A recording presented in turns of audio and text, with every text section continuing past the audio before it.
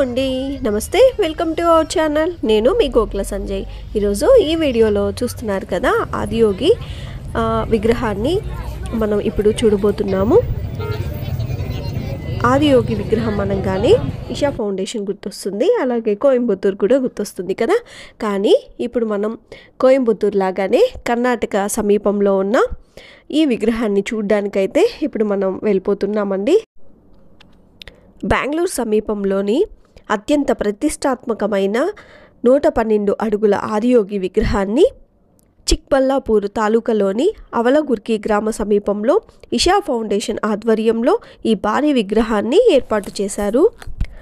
ఎంతో సుందరమైన ఈ 12 అడుగుల ఇషా ఫౌండేషన్ వ్యవస్థాపకులైన సద్గురు జగ్గే వాసుదేవ్ గారు ఇక్కడ ఎంతో అందంగా ఈ విగ్రహాన్ని అయితే నిర్మించారు. ఆయన ఇక్కడే ఎందుకు నిర్మించారంటే, ఆమె తల్లి గుర్తుగా నా తల్లి స్వస్థలం చిక్బల్లాపూర్, చిక్కండి పక్క కొండల్లో ఎక్కువగా అమ్మతోనే ఉన్నట్టుగా ఆమె ఆధ్యాత్మిక యోగ నిపుణురాలు అయినందువలన నా బాల్యమంతా చిక్బల్లాపూర్లోనే గడిచింది. అయితే ఇప్పుడు చాలామంది కొండ పేరును మార్చి తమ సామాజిక కార్యక్రమాలను అడ్డుకునే ప్రయత్నం చేస్తున్నారని ఆయన ఇక్కడ గుర్తించి ఈ కొండ మార్గ మధ్యంలో ఇక్కడ ఎంతో సుందరమైన చుట్టూ కొండలతో నిర్మించుకున్న ఈ ఆదియోగి విగ్రహాన్ని ఇక్కడ నిర్మించారు. చూస్తున్నారు కదండి, మేమైతే సమ్మర్ హాలిడేస్లో ఇలా ఈ ఫౌండేషన్కి అయితే వెళ్ళాము. మార్నింగ్ 6 AM నుండి ఈవినింగ్ 8 PM వరకు కూడా ఓపెనింగ్ అయితే ఉంటుంది. కానీ మార్నింగ్ వెళ్ళామంటే కనుక ఓన్లీ మనం విగ్రహాన్ని మాత్రమే చూడగలుగుతాము. అది ఈవినింగ్ టైంలో ముఖ్యంగా వెళ్ళామంటే కనుక లేజర్ షో కూడా ఇక్కడ జరుగుతుంది. ఆ టైంలోనే చాలామంది కూడా ఈవినింగ్ టైంలో ముఖ్యంగా ఇక్కడైతే చేరుకుంటూ ఉంటారు. ఎందుకంటే లేజర్ షో చూడడానికి మనకి కన్నులకి ఎంతో కనువిందుగా ఉంటుందండి. చూడడానికి చాలా అద్భుతంగా ఉంటుంది. ఎందుకంటే నైట్ టైమ్స్లో ఇక్కడ ముఖ్యంగా లైట్స్ అన్నీ ఆఫ్లో ఉంటాయి కదా. సో లేజర్ షో మనకి ఆ విగ్రహం పైనే మనకి జరుగుతుందనమాట. లైట్స్తోనే వాళ్ళు మొత్తం ఎక్స్ప్లెయిన్ చేస్తూ చెప్తారు. ముఖ్యంగా ఈ ఆదియోగి స్టాచ్యూ ఎలా నిర్మించబడింది అని క్లియర్గా ఎక్స్ప్లెయిన్ చేస్తూ విజువల్ ఎఫెక్ట్స్తో మనకి చూపిస్తారనమాట. చాలా అద్భుతంగా ఉంటుందండి చూడడానికి. 2 కళ్ళు కూడా సరిపోవు, అంత అందంగా ఉంటుంది. ఇప్పుడు మనం చూస్తున్న ఈ ఆదియోగి విగ్రహం కూడా మనకి 2 కళ్ళు సరిపోవు కదండి. అంత అందంగా, అంత అద్భుతంగా ఎలా అమర్చారో కదా. సరే, ఆ విగ్రహం దగ్గర నుండి చూడడానికి కూడా అసలు 2 కళ్ళు సరిపోవండి, అంత అద్భుతంగా ఉంటుందన్నమాట. సో దగ్గర నుండి కూడా నేను వీలైనంత వరకు కూడా మీకు చూపిస్తూ ఉన్నానన్నమాట. ఇంకా ఆ విగ్రహం ఎదురుగానే ఒక నందీశ్వరుడు అలాగే త్రిశూలాన్ని కూడా ఏర్పాటు చేశారు. అలాగే ఈ విగ్రహం కింద శివాలయం ఉందండి. ఇక్కడ పూజలు అయితే చేస్తూ ఉంటారు. చూస్తున్నారు కదా.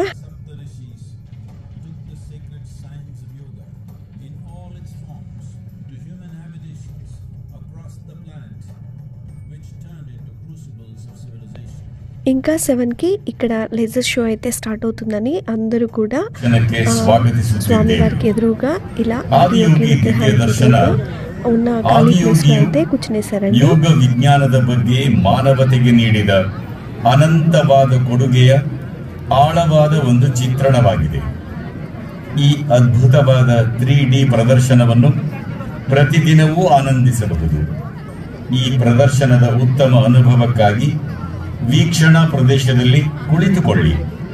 దయವಿಟ್ಟು ప్రదర్శనದ చూస్తున్నారు కదా, చాలా అద్భుతంగా ఉంది కదండి చూడడానికి. చుట్టూరు కొండలు, ఆ నల్ల చీకటిలో ఆదియోగి స్టాచ్యూ, అలాగే ఒక 2 స్తంభాల నుండి కుడివైపు నుండి ఎడమ వైపు నుండి కూడా లైట్ షో అనేది అక్కడ నుండి కూడా విజువల్స్ అనేది మనకి చూపిస్తూ ఉంటారండి. అందరూ కూడా ಪ್ರಪಂಚಂలోని ನಲುಮೂಲ ಪ್ರಾಂತಾలలో ఇక్కడ ಮೊಟ್ಟಮೊದಲ ಬಾರಿಗೆ ನೀವು ಪ್ರಕೃತಿಯ ಮಿತಿಗಳಿಂದ ವಂಚಿತರಾಗಬೇಕಾಗಿಲ್ಲ ಎಂಬುದು ಮನುಷ್ಯರಿಗೆ ನೆನಪಿಸಲಾದ ಕಥೆ ಇದು. ನೀವು ಬೇಕಾದ ಸಾಧನೆ ಮಾಡಲು ತಯಾರಿದ್ದರೆ ನೀವು ಎಲ್ಲ ಮಿತಿಗಳನ್ನು ಮೀರಿ ಪರಮ ಮುಕ್ತಿಯನ್ನು ಪಡೆದು. లేజర్ షో అయితే స్టార్ట్ అయిపోయిందండి. స్టోరీ అంతా కూడా కన్నడలో ఉన్నందువలన వీలైనంత వరకు నేను తెలుగులో స్టోరీ తెలుసుకొని మీకు వినిపించడానికైతే ట్రై చేస్తూ ఉన్నాను. పూర్వం ఆదియోగి యోగాకి మూలం ఏంటంటే 15,000 సంవత్సరాల క్రితం అన్ని మతాలకు పూర్వమే ఆదియోగి మొదటి యోగిగా ఉన్నాడట.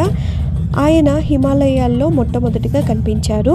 నిశ్చలంగా కూర్చోవడం లేక పరవశంతో నాట్యం చేయడం, ఇలా ఒక స్థితి నుంచి మరొక స్థితిలోనికి ఆయన మారుతూ ఉండటం చూసి అందరికీ చాలా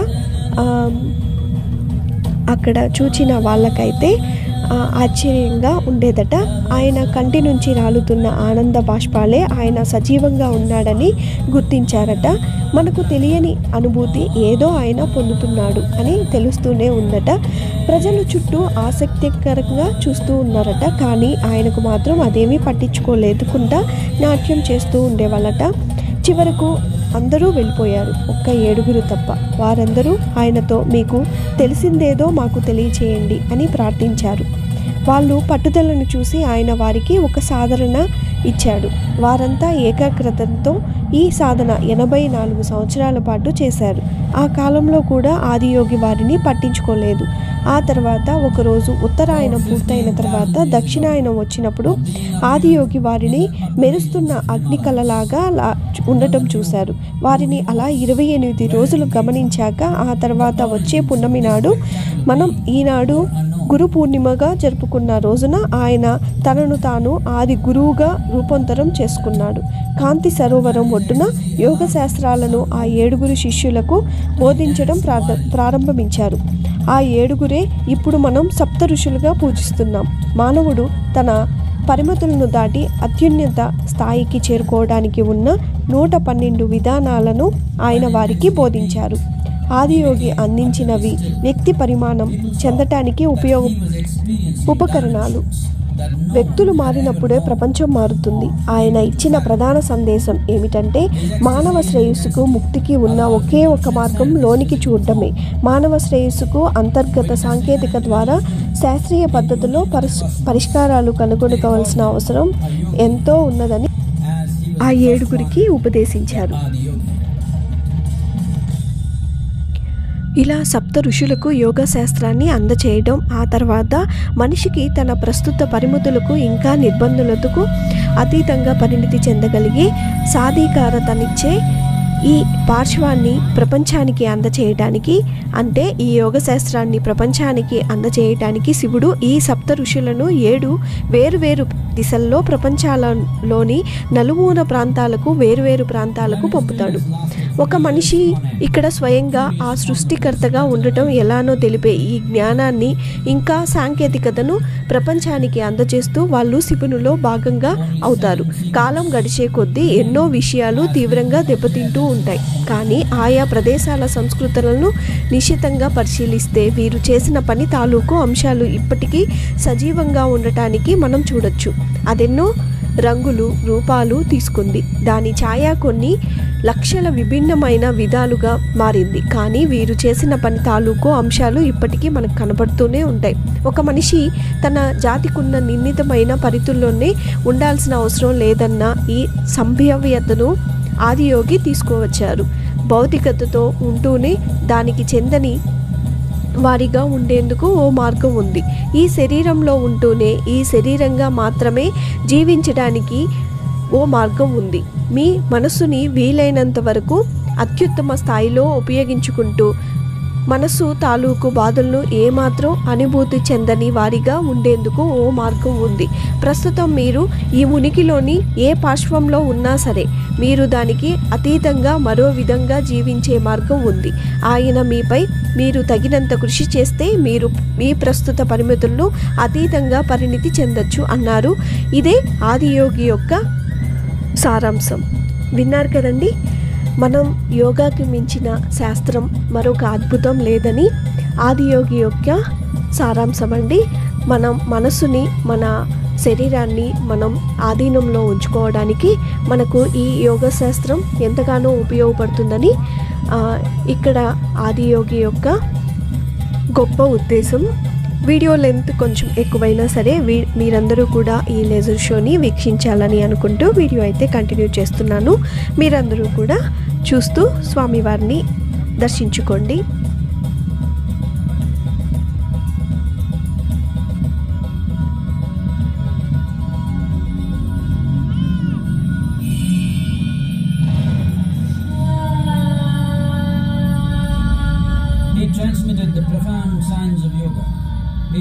full depth and dimension.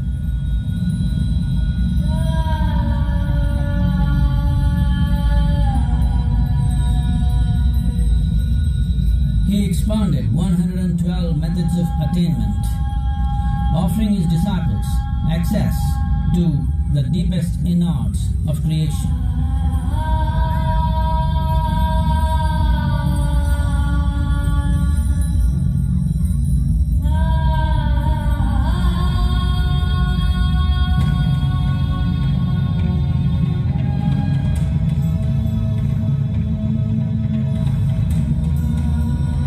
In this magnificent state of yoga, many mysteries of the created and the uncreated cascaded upon his unbridled wild hair.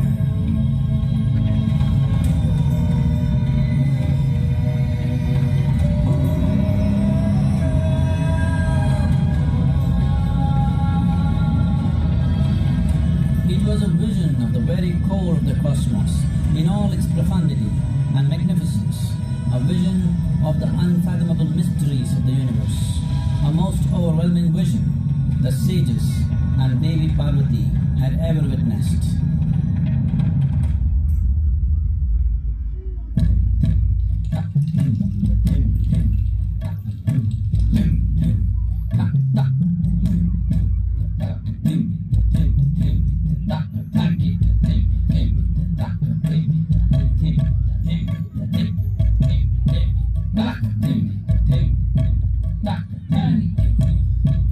Devi Parvati, seeing Adiyogi reveling in ecstatic states, said, "I want to have what you have. Show me the way."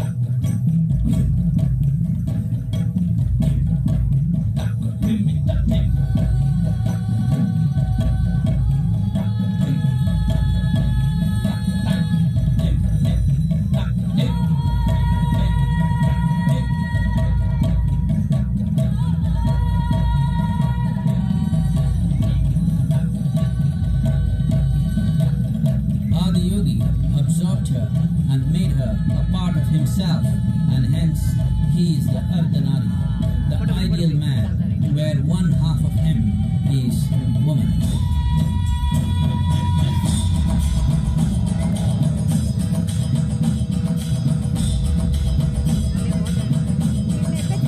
For us, Adiyogi said, "Just drink of me," which drove them into intoxicated raptures.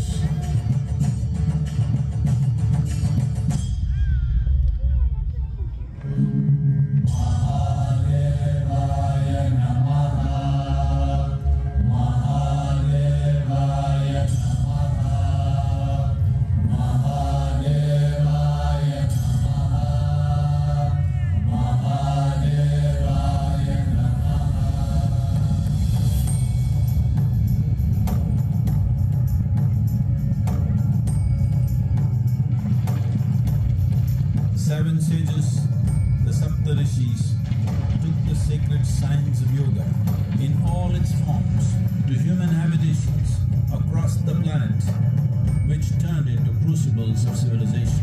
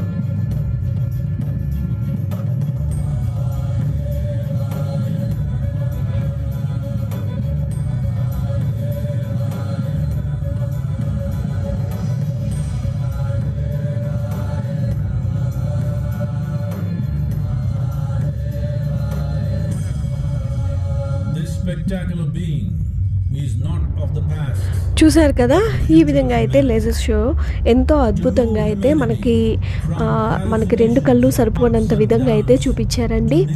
చుట్టూ చీకటితో ఆ visuals అయితే చూడడానికి అసలు మనకి రెండు కళ్ళు సరిపోవండి. ఎంత చెప్పుకున్నా కూడా సరే చాలా తక్కువే అనమాట. అంత అందంగా అయితే చూపించారు. సో మీరందరూ కూడా వీలైనంత వరకు ఈ విజువల్స్ డైరెక్ట్గా చూడడానికి ట్రై చేస్తారని అనుకుంటున్నాను. ఇంకా ఆ తర్వాత ఇక్కడ హారతి అయితే జరిగిందండి. ఆ హారతి కూడా చూడడానికి చాలామంది కూడా వెయిట్ చేస్తూ ఉన్నారనమాట.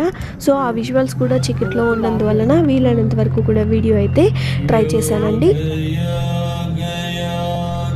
ఇంకా ఆ తర్వాత లైట్ షో అయితే ఇక్కడ కొండలకి చూపిస్తూ అలా డ్యాన్స్ వేస్తున్నట్లుగా మ్యూజిక్ తగ్గట్టుగా అయితే చూపించారు.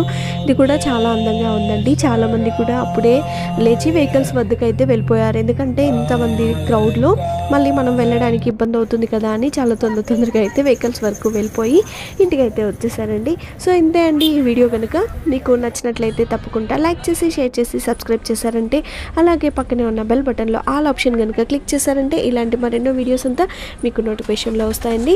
మరొక మంచి వీడియోలో మళ్ళీ కలుద్దాం. అంతవరకు సెలవు తీసుకుంటున్నాను.